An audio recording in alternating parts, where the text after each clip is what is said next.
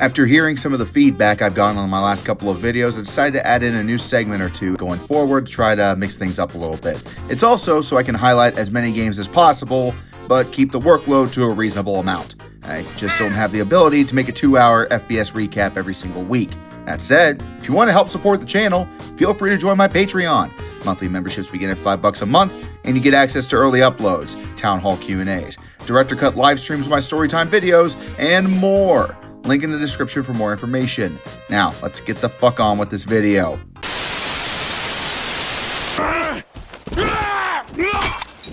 Fucking shit! Cut! Who the fuck are you speaking to? Who? I'm talking to you, huh? You fuck! Johnny! Next time, don't get in my fucking face! I just saw a fucking ghost and I gotta hear your crap! Get up! Get up! Fuck you then!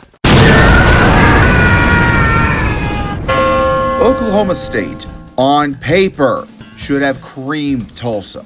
A program rebuilding under a first-year head coach and being forced to start their backup quarterback due to injury just screams easy win. But not only did they lose, they lost bad. Tulsa, from start to finish, owned the Cowboys. Sooner fans are laughing their asses off in the corner, counting their SEC media money, while you get pissed on by the Golden fucking Hurricane. We have hit levels of over once thought unimaginable in Stillwater, and it's only week fucking 4. As of Saturday morning, when I am writing this part of the video, Mike Gundy is still employed by Oklahoma State. Why? I don't have a fucking clue, honestly. Is it loyalty? Maybe. He's been the face of the team for 2 decades. I do get that, but at a fucking point here, it's like he's a dropped anchor and the Cowboys are riding it down into the Mariana Trench. Oh, you stink! Is it the $15 million buyout? I mean, it's not nothing, but the alumni base for the Cowboys is loaded with rich donors that are willing to chuck Gundy into the abyss. Allowing this to continue should be considered cruel and unusual punishment, and every fan of this team should be entitled to compensation through a lawsuit. I'm done watching vomit dry on the sidewalk. Let's just move the hell on, please. Imagine you're a fan of Utah. You get up at 6 a.m. local time, drive to a parking spot by 8 a.m., grab some coffee, and find your seat by 10 o'clock for kickoff. Yeah, 10 in the morning. And then you get to watch Texas Tech dominate your asses for 60 minutes. Now, you have the rest of the day to binge drink while you watch the rest of college football fucking implode. Seriously, Fox, why the fuck are you putting these poor bastards through this? They've suffered enough, goddammit. Next, you're gonna make USC start at 9 a.m. in the Coliseum to keep the TV money flowing, right? On the other hand, this is $28 million well spent by Texas Tech. The loco losers from Lubbock are losers no more. Coming into Utah to soundly defeat the Utes not only saves Joey McGuire's job for the time being, it also means Tech might prove me right in my preseason predictions that they indeed might be contenders for the Big 12 championship. Utah is still rebuilding though, so obviously not much we can really glean from this game. Houston, I can't fucking believe I'm saying this, is likely going to be 4-0 after your bye week next week. That might be a bigger test than the Utes. Seriously, what the fuck is Houston smoking right now? Now you may be wondering, why are we in the drunken hellhole of Oxford, Ohio? Well, I'm glad you asked. Dan Mullen's UNLV Rebels are being taken to the woodshed by the 1995 Big Ten champions. Everyone throw your heads back and laugh. Goes to Thomas, sprinting left, and steps out of an arm tackle by Corbin Hondrew. A touchdown. He's set for Calandria. Slant, touchdown grab by Jaden Bradley, hanging on after the hit by Silas Walters. Typical Miami Redhawks. Can't let a good thing last long, huh? Whatever, just lay down and die. In November with Boise State, the team that squashed their chances of making the CFP last year in the Mountain West Championship game. Here's Keith Reynolds. See you later! Keith Reynolds! House call! 100-yard score! Oh, okay. I didn't see that coming, but Miami has pulled away late. Cool, I guess. We're going to, hell. 17th play of the drive is caught in the end zone for a touchdown. It's Lee in the backfield. Goes to Lee. Trying to fight for the end zone. He is in for a touchdown. This game is on crack. I'm not talking about the bullshit you get from Uncle Nico on the corner. I'm talking about 100% Colombian Bam Bam. UNLV takes the lead for the first time all day, and now Miami needs to kick a 58-yarder to send it to overtime. Wait a minute, why am I getting flashbacks to Notre Dame last weekend? Butt snap. Oh no! Disaster for Miami. It's intercepted, and UNLV storms back with that. Congrats, Red Hawks. You did 3 things at once. You made Dan Mullen look like a good coach, blew a 2-touchdown lead twice, and lost. And you gave us an incredible soundbite from ESPN. 0-3 has never looked so good on you. Go to the church and ask God to forgive you. It was a bittersweet day in Fort Worth, Texas. The death of the Iron Skillet game is yet another casualty of the conference realignment the last couple of years. It's a goddamn shame, but these two teams put on a damn good performance. SMU was down often in this one, but were able to take the lead in the fourth quarter. The Ponies, however, were no match for TCU. Specifically, Eric fucking McAllister, who went off for 3 touchdowns, including the one that put it away for the Frogs. TCU has been extremely deadly these first few weeks, and SMU, while having a hangover from the playoff run last year, is still a tough team to beat. TCU takes home the Iron Skillet for the final time, and the rivalry dies in flames. No games are scheduled for the near future, and it's really a damn shame. One of the final Southwest Conference rivalries still going on, and it was pretty active for 115 years, I believe. And it dies thanks to conference realignment and the changing landscape of college football. What a shame. It is the battle of 2 tire fires, and unfortunately someone has to win. In front of a very drunk and depressed Camp Randall, the Turtles indeed beat the Badgers. That part alone isn't shocking. What is shocking is the fact that Wisconsin is still keeping Luke Fickell around. I would argue that he has more of a case to be fired immediately than Mike Gundy. At least Gundy has succeeded at Oklahoma State. Fickell has been drowning since day one, and it's obvious nothing is going to change until everyone, including the people that hired him, are fucking gone. So, knowing this information now, it shouldn't surprise a single fucking soul that Fickell still has the backing of the athletic director. Yeah, apparently a guaranteed losing season is not enough to get your ass fired at Wisconsin in 2025. Is it because if they fire him, they can't drag Barry Alvarez out of retirement to finish the season like they've done 2 other times now? I would say I'm surprised, but I made an hour-long story time on the Badgers 3 months ago, so I'm really not. Everything is going exactly as I expected, with them being god-fucking awful. Oh, you did it. You Clemson. Again. This time against Syracuse. Dabo said some shit about how 1-2 is not that bad compared to the rest of his career, and sure, 1-2 is a rough start for a team that has the caliber and legacy of Clemson, but come on, guys, we haven't been this bad since he came here. It'll be fine. We're a great program because we've always responded, and we finished 9-4. It's the worst season we've had in 14 years. That's the worst season we've had in 14 years. How many ADs would sign up for that? And right now, here we are. This is yet to be determined. This ain't written yet. I just say that, like, what's so bad about our program? What's so bad about it? Like, what's so bad about the worst season that we've had 14 years? How many programs in college football would sign up for one, and only once, 14 years of 9 wins? How many programs would sign up for that? In the playoffs, so we all talk about, we've been 7 times in 10 years. Who can say that? If we stink because we haven't played for the national championship since January of 20, well, I guess we stink. Or we haven't won it since January of 19. We haven't won the national championship. Well, then I guess we stink. But why are we held to a different standard from all these other teams out there who ain't ever won nothing? We're not perfect, and we may suck this year. We may lay a freaking egg and go 6-6, but I don't think so. And I know that's going to disappoint a lot of people, but I don't think so. Yeah, I think this says it all. I already said the same shit people are saying now a week ago when they lost to Georgia Tech, so I'm not going to repeat myself. I am, however, going to bestow the proud title of Dumbass on the Week on fucking Dabo. Not Clemson, just Dabo. The reason is simple. I'm done with railing on his players. At this point, the media fooled all of us into thinking Cade Klubnik was Heisman material, when in reality, he might be the second string on most Power 4 teams right now. The Clemson defense was undisciplined as fuck, and I lost count of how many times this team committed personal fouls. There is no hiding it. Clemson sucks this year, and it all rests on Dabo Swinney. He complains to the press about how he thinks any other program would be thrilled with his tenure there, that despite being a playoff crash out since 2020, schools not named Clemson would be happy. Just one problem, Dabo.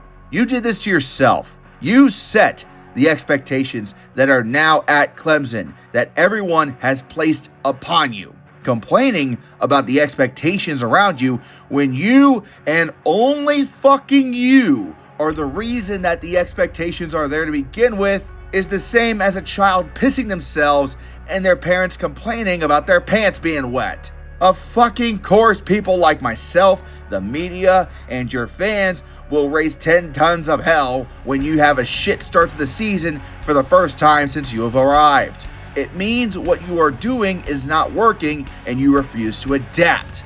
The era of NIL and transfer portals are forcing coaches to change their approaches to recruiting and finding players, and Dabo refused to do anything different until very recently. In this sport, it's adapt or die, and he needs to adapt to the new era of college football quickly if he hopes to get Clemson back to the playoffs, which with 3 losses, I'm very proud to say you are now effectively eliminated from contention. Congrats on making your fans want to go bash their skulls in with Howard's Rock.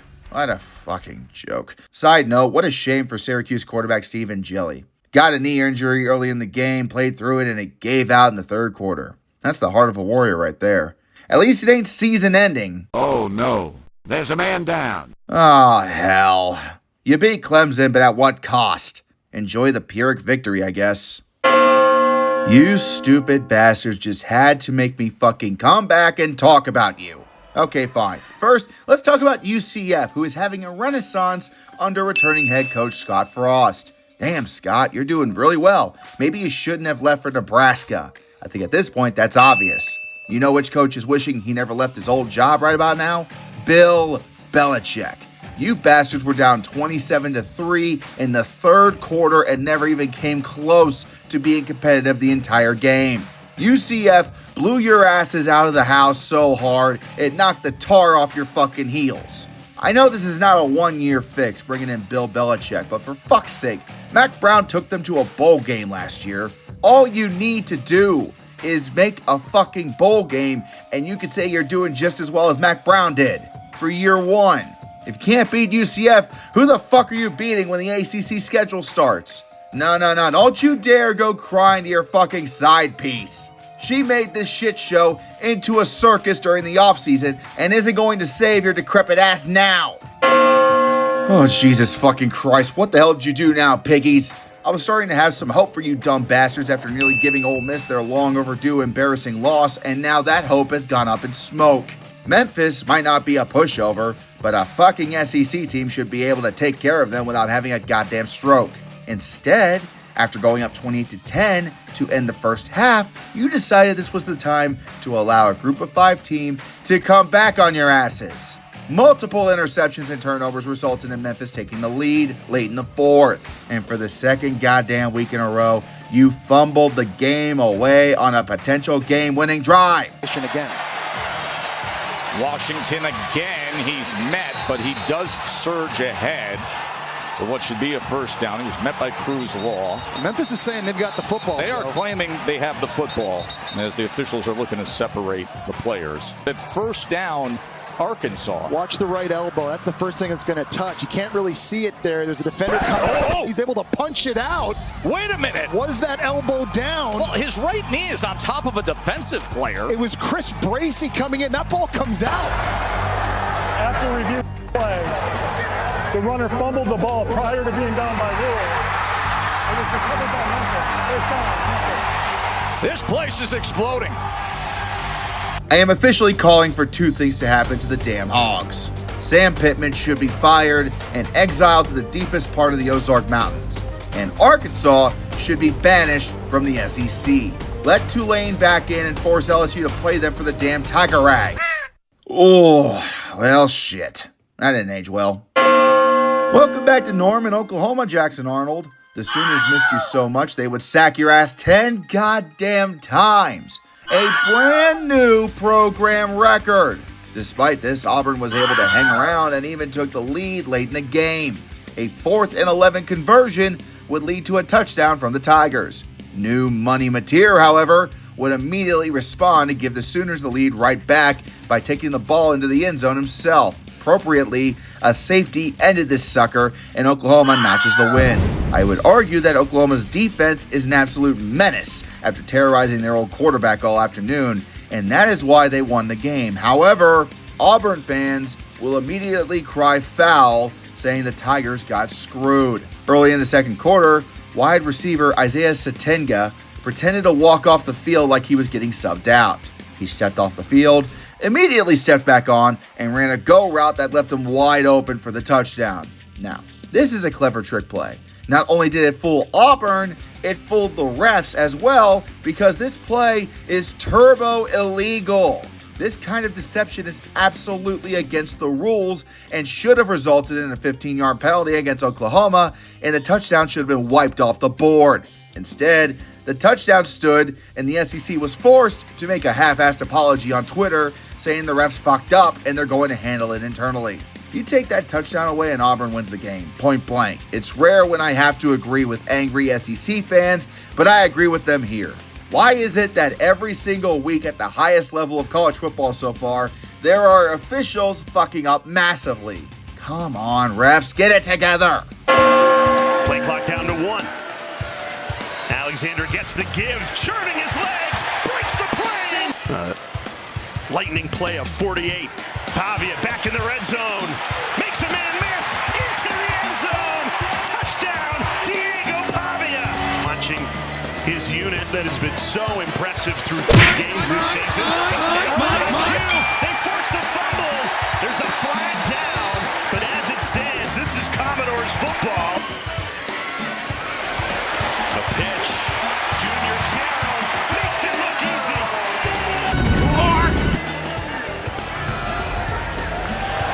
And up Newberry, and he's in. Caught by Alexander, a stiff arm. Inside the 10, touchdown! The SEC blocked punt, and it's taken in for a touchdown. Decides to run it again, this time successfully for a touchdown. Georgia potentially beat up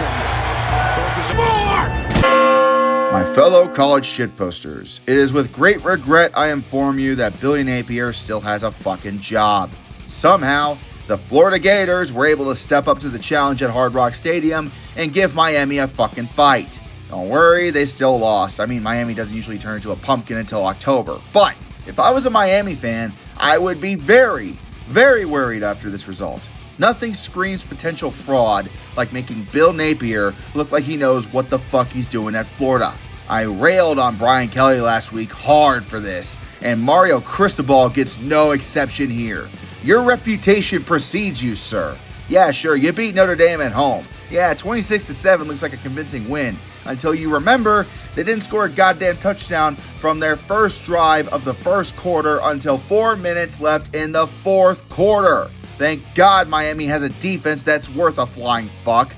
Otherwise, everyone would be clowning your asses right now. Carson Beck left his skills at home.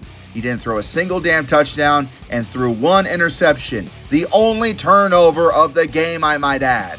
Florida apparently learned that sharing is indeed not caring in college football. Instead, they became allergic to third downs, going 0 for fucking 13 on third down conversions. What the fuck? Miami, you are good for absolutely nothing. You know that? This is the second week in a row we have all been begging for Billy Boy to be sent packing, and you have prolonged the suffering. This shit is intentional now. I have no fucking idea what's going on here. Before our last game on the list, let's give some honorable mentions to games that I didn't have time for. Enjoy our new segment, rapid fire.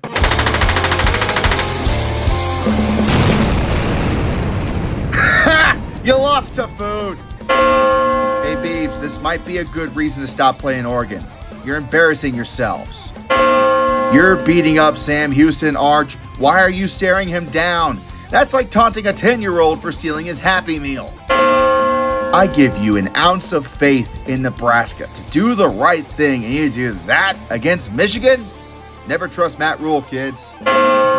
You drug Lenoris Sellers out of concussion protocol to fall before the might of Bo Pribula. If you're going to threaten the kid's career, at least win the fucking game, will ya? You lost to Akron. Delete your program. You won a game finally. What do you want, a medal? Fuck off. Michigan Light is 3-1. Suck it, Kennesaw State. Washington wins the Apple Cup.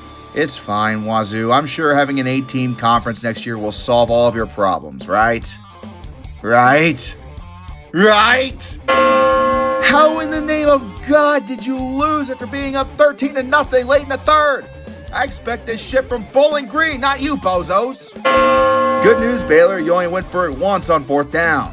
Bad news, the offense didn't show up until the 4th quarter. Enjoy that pitchfork up your ass. Cal has been ritualistically sacrificed to please the Aztec blood gods and repay their debts. Tune in next week for our new show called Not Fucking Surprised. Trojans win the Battle of Troy. However, the fact you gave up 35 points to Sparty is pretty goddamn pathetic. And now, the final game. I don't know. I just don't know how. How in the name of God did Indiana do this? I know the game against their FCS cousin Indiana State was a blowout, but holy fucking hell, guys. I didn't expect them to go scorched earth on the Illini until I remembered Illinois' head coach is Brett Bielema. That dude wilts in primetime like a flower getting blasted with a blowtorch. Go back to his stints at Wisconsin and Arkansas and it's more of the same. You get a team with some promise and expectation, only to resort to being complete trash once more. Illinois needs to fire their defensive coordinator immediately. Giving up 63 points to a conference rival is not something you just brush off. Then again, I am forced to ask, is this because Illinois is really bad and we overestimated them? Or is it because Kurt Cignetti in Indiana is really fucking good and about to go on a legendary run?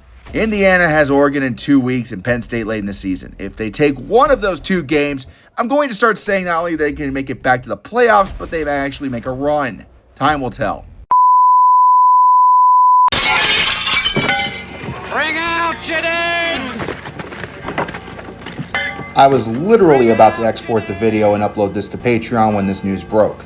I'm not shocked they fired him. I'm shocked they waited until Tuesday afternoon after the game on Friday. I get it though. This man was Oklahoma State, and this definitely wasn't an easy call to make considering his legacy. From the time he was their quarterback in the late 80s until becoming head coach until today, when you think of Oklahoma State, you think of Mike Gundy. The man has grown the team from a no-name program into a juggernaut by the 2010s. He should have honestly taken them to the BCS national title in 2011, but a late season overtime loss forced the computers to choose Alabama to face LSU by the slimmest margin in the history of the BCS. Sadly, he never got that close to the top of the mountain again. Over the last few years, it's clear that the changing landscape of NIL and the transfer portal had caught up with him. Yeah, they were still competitive, but nowhere near what they were in 2011. As sad as it is to say, Gundy is another casualty of the changing times. That all said, I have a lot of respect for the man and what he did for Oklahoma State. He certainly deserved a better send-off than this, but we all know how cutthroat college football coaching can be. I'm sure he will land a good job somewhere and coach a few more years. After all, he's a man, and he's only 58. Come after me! I'm a man! I'm 40!